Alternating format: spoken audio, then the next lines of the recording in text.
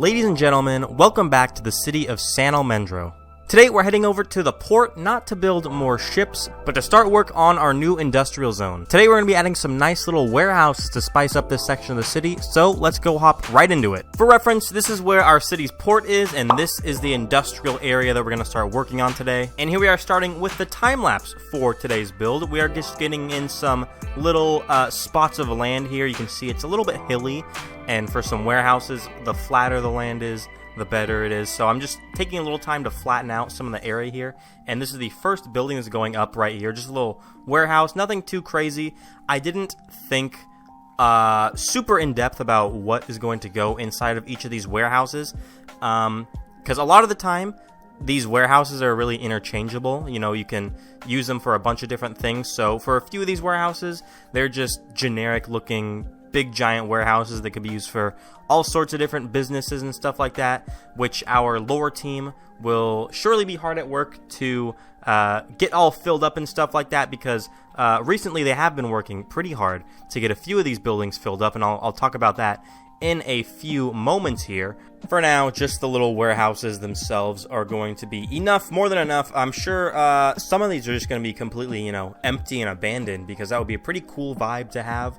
A few of these just empty plots and abandoned warehouses. That would be pretty cool to explore, and a lot of fun to decorate on the inside here. So yeah, here we have the first two warehouses pretty much up and built, and now I'm working on a nice little parking lot area off to the left here, and of course doing a little bit of ground texturing. You gotta love a little bit of ground texture, but here is the little parking lot that I'm getting set up here. A lot of people are going to come into these industrial places to do a lot of work in these warehouses, manufacturing things, doing all that fun stuff, working on deliveries. I assume there'll be a bunch of Amazon type things, UPS, stuff like that, delivery warehouses.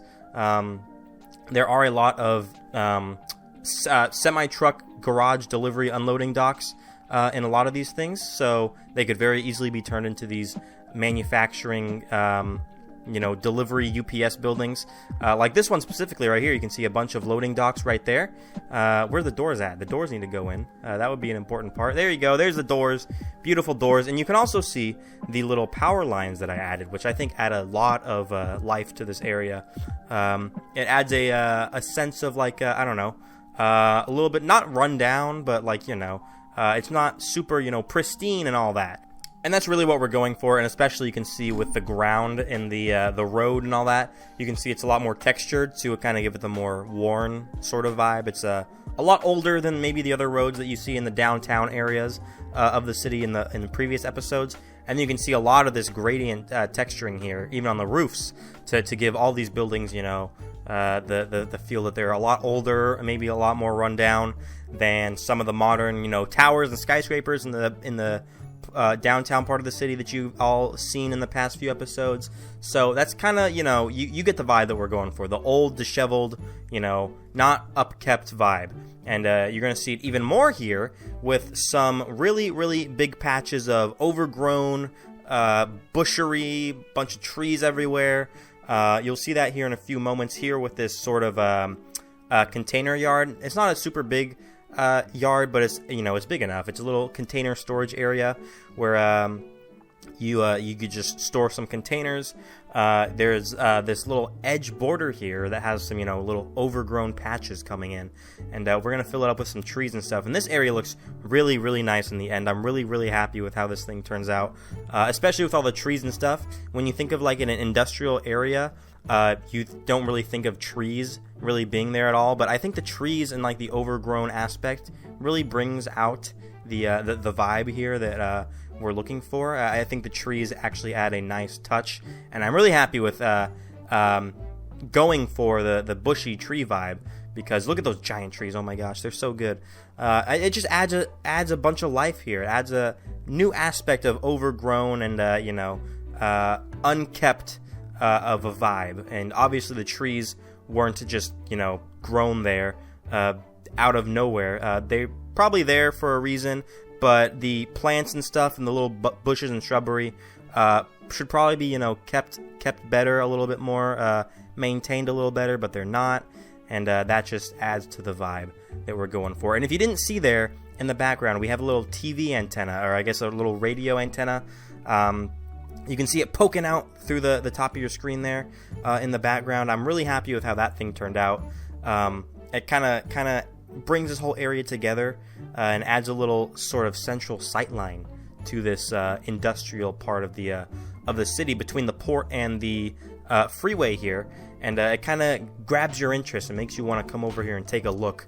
It's something you might just overlook, this whole area, if you don't, find a central area to grab your interest. And I think that radio antenna does a great job at capturing your interest and making you want to explore this area. And this is a building right here done by Bearfork, one of the newer members of the team, but he did a really good job here. I don't remember what this building is for. He does end up putting a name on the side of the building here, which we will see very shortly. I believe, oh, here it is. It is Shipco. Okay, Shipco. So some sort of, I guess, shipping warehouse. I guess like the UPS Amazon vibe that I was talking about earlier. So hey, there we go. We got a nice little shipping company, a Shipco. So there we go. And then there's going to be a building right next door, which is a sort of like a car rental lot kind of thing called Vols Auto, which the lore team is making a sort of cool backstory or underground story, I guess, if you will, about it being a front for a mafia business. So that's pretty exciting. You'll probably hear more about that in the future, but we are adding some serious deep lore to this server in this city and giving it some nice history. So you'll hear some more about that here real soon. But here's the actual building that I was just talking about, the Vols Auto here. So like I prefaced earlier, these guys are a car part importer, and that's just on the surface. Underground, or I guess in the dark, these guys are firearm smugglers, and they do some pretty shady stuff. And is it too dark for a Minecraft city? It might be, but it is what it is. Sometimes you just gotta do what you gotta do, and we're gonna learn more about them probably sometime in the future. They might be coming back in the series here, but there you go. That's the Vols Auto building. And we're going to finish off here with a cute little gas station. Act like we did not just see the front for a mafia business. But we're going to finish off with a cute little gas station here. And then we're going to finally finish off with some cute little cinematics of this entire area that we had built up here. And there we go. We get a nice little flyover of all these buildings, including Vols Auto and all the other factories and warehouses. And I hope you guys enjoy this video. Enjoy these nice little cinematics. Stay tuned for the next video on my channel, whatever that might be. And until then, guys, have a great day, and goodbye!